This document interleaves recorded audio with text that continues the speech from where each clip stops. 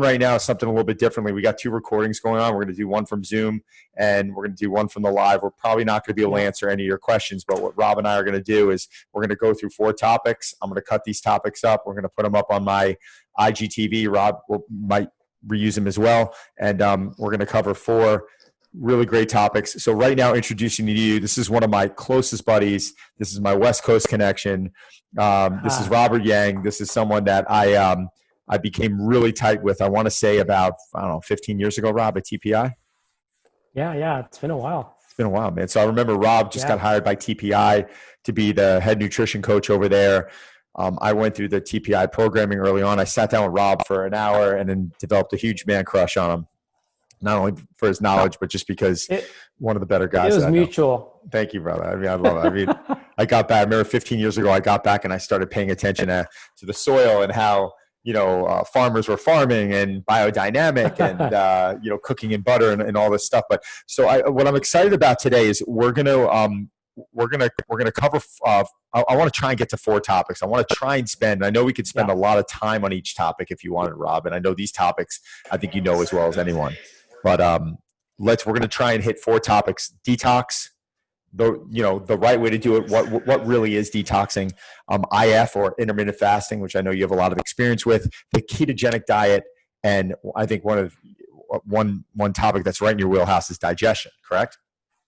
Yes, that's true. All right. Work a lot with digestion, so this is all fun stuff here. This is fun stuff. So let's just dive right into it. I'll do all the editing later on. For anyone who's listening, we're just going to get into it right now. So I'd like, if possible, start with detoxing.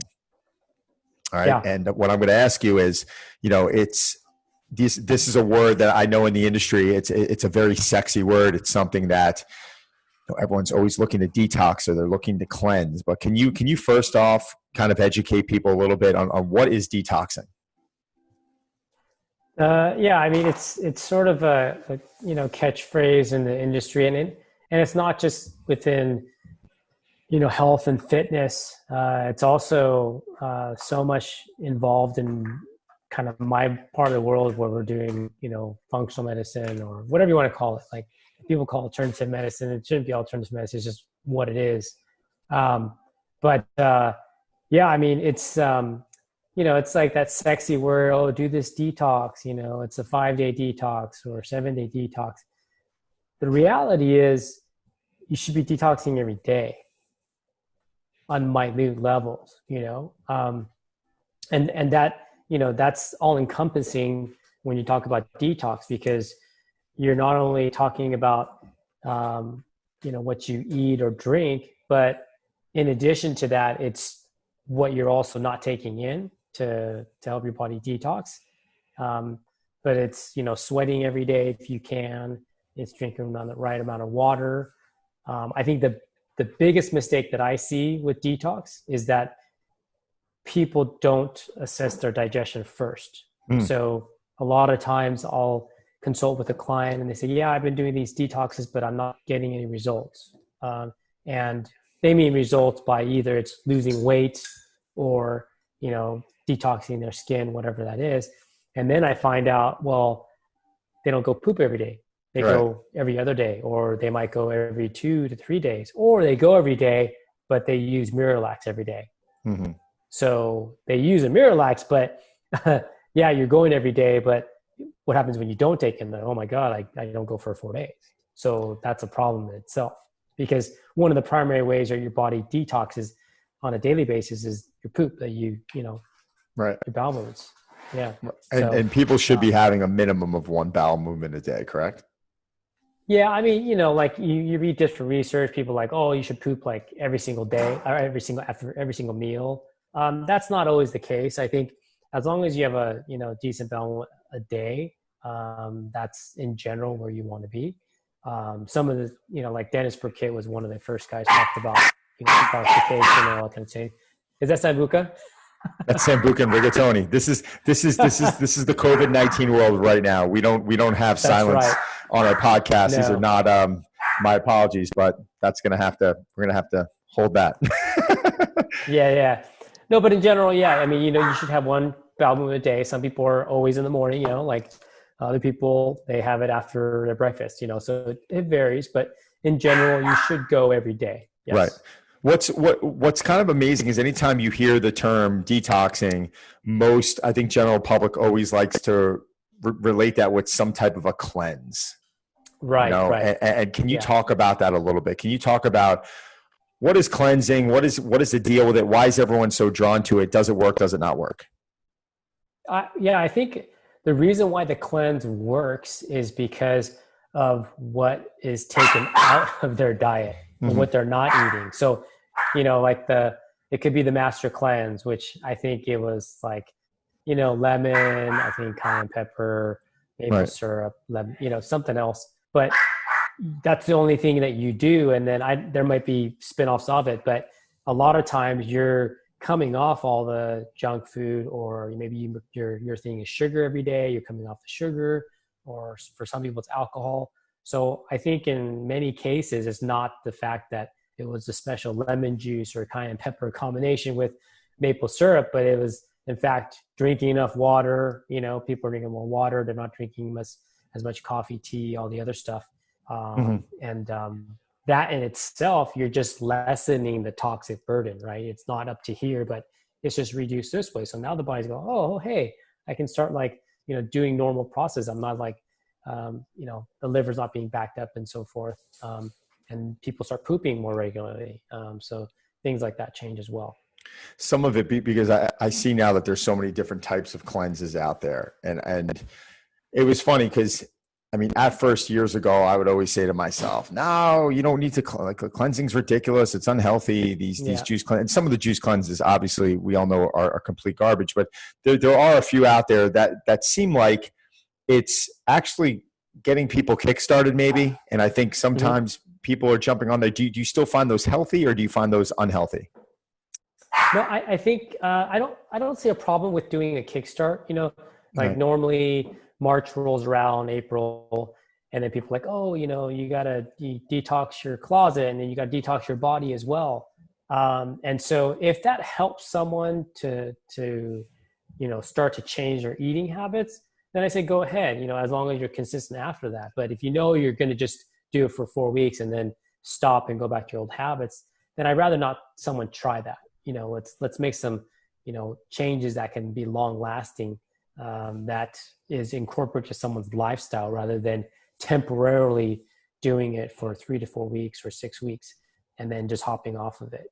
And within what like a lot of the supplement companies that I use, every single company has their 21-day purification detox or 14-day detox or whatever, and they are definitely useful. I'm not saying they're not useful. Usually it's a powder and then some capsules or whichever, and they are useful for sure. But my point I try to get across to people is let's have you do the little things every single day that help your body to detox. Like let's get you hydrating properly. Let's get vegetables and cruciferous vegetables and things with sulfur in them, because sulfur is the main amino acid for detoxification. So I want to do those things, and then go ahead and do that, because oftentimes if people go too extreme, and they go dive in head first, I mean, it's like those people that don't train, right? And then they just say, I'm going to go like aggro hard. And then, they can't move for like 2 weeks, right? Because their muscles are sore, their joints are sore.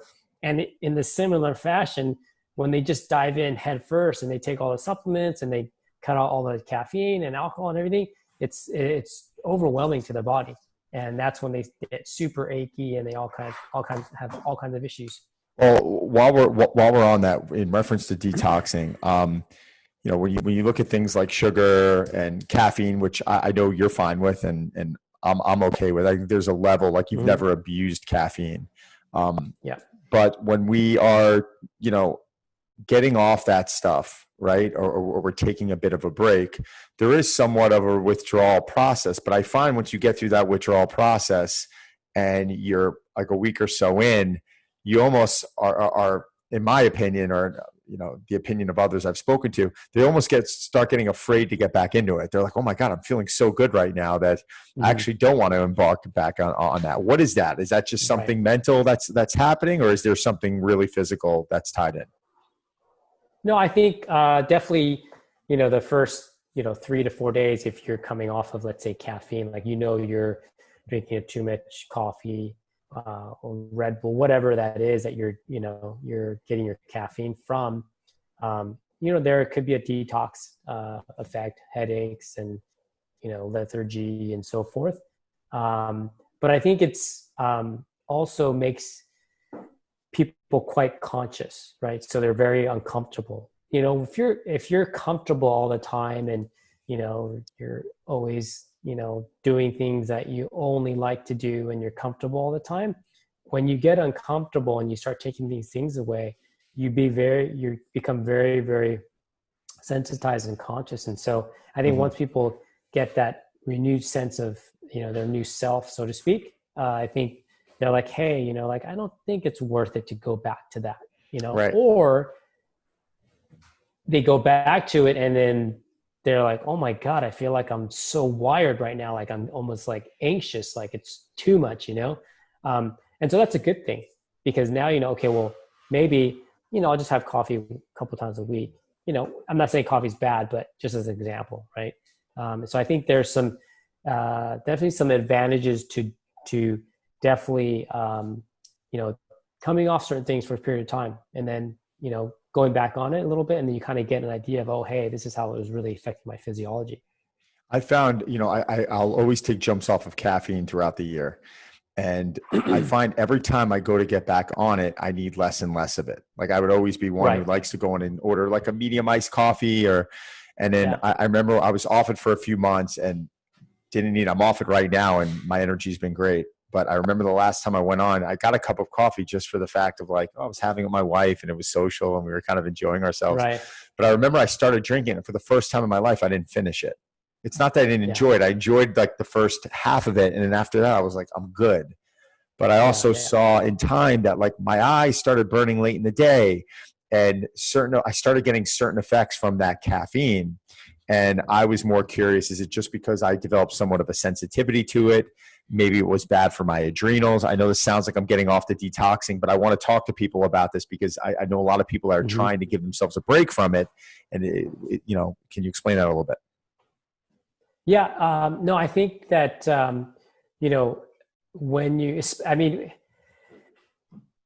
caffeine is ubiquitous, it's in everything. It can be in, sports supplements or so-called health supplements. It could be, in all the little drinks that we're having these days. And so I think, in the context of, what you're talking about, like, oh, I'm noticing like, hey, I'm getting, burning in my eyes, or, for some people, they get cravings for coffee. So, caffeine. So towards the end of the day, they realize, okay, now I've been off of coffee for 2 weeks. I don't feel like I need it. You know what I mean? I feel like, oh, my energy is good and I don't feel like I need a craving for it. And so I think in that way, it's good to do those things. It's good to, come off of certain things for a period of time so that you understand how it really affects you. Because no matter what, any study says about, oh, coffee is good for you, coffee's bad for you, or, whatever that is, everybody will react to that differently. So, I mean, some of the main takeaways on detoxing is even though caffeine can be healthy for you, it might be good to take some breaks from it. But the main thing in reference to detoxing is we should be detoxing every day through organic nutrition, fruits, vegetables, lean proteins, hydration, obviously rest and recovery, because that's when, our body really recovers. Sweating every day. I mean, these are basic forms of detoxification. Looking at my list, also getting into some, when we talk about cleanses, are they good? Are they bad? Some of them can be obviously, we think directing people in a poor direction. But if you're treating it as a kickstart for say 7 to 10 days, why not? Did I miss anything there?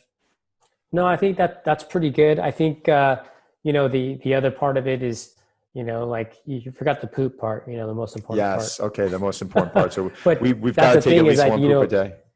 yeah, I mean, you got to take one poop a day. And if you're not, then you need to get down to the underlying reason of, you know, why you're not having a proper bowel movement every day. And so that may mean, you know, doing some testing, or maybe like, hey, am I drinking enough water a day? And a lot of people don't. But, you know, like I've got off the call with 2, 3 new clients in the last day, and they all drink plenty of water. They actually do drink too much water. I don't know. This week is like a theme of like people drinking too much water versus, Yep. you know, the past week was like, oh, I drink 1, 2 glasses of water a day and I can't poop every day, you know? So it could be, you know, just simple things like that, as looking at, okay, am I drinking half my body weight ounces of water a day? Well, if you're not, let's just do some base foundational stuff. And so when you urinate, that's one way your body detoxes, Mm-hmm. you know? Mm-hmm.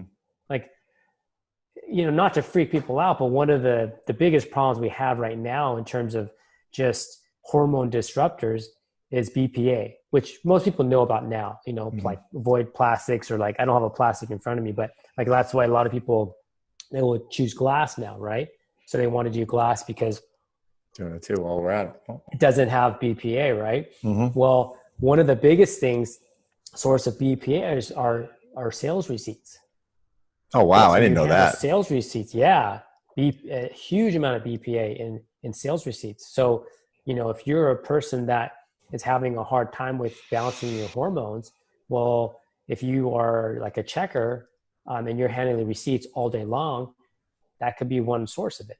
It's not the only source, but it's one source. I was like, holy cow, I didn't realize that. You know, so you know, as much as it is doing the kickstart and all the other things, sometimes it's okay. Let's try to limit the exposure as well, right? So that's why, you know, try not to drink out of plastic bottles all the time if you can. You Can you know, explain it's BPA to everyone? I know our detox combo is going over right now, but listen, if we have oh to split yeah this up and we have to go detox and one other topic today, I'd rather give everyone all the information. So let's keep going on it. But can you explain yeah BPA a little bit and the effects of that? Yeah. So BPA stands for bisphenol A, and it's one of the estrogen, um, it, basically a xenoestrogen. So you can think of a xenoestrogen as sort of a fake estrogen in your body. So um, we think about a female as estrogen. Well, a female, yes, has more estrogen than we do as a male, but you also, with females, progesterone.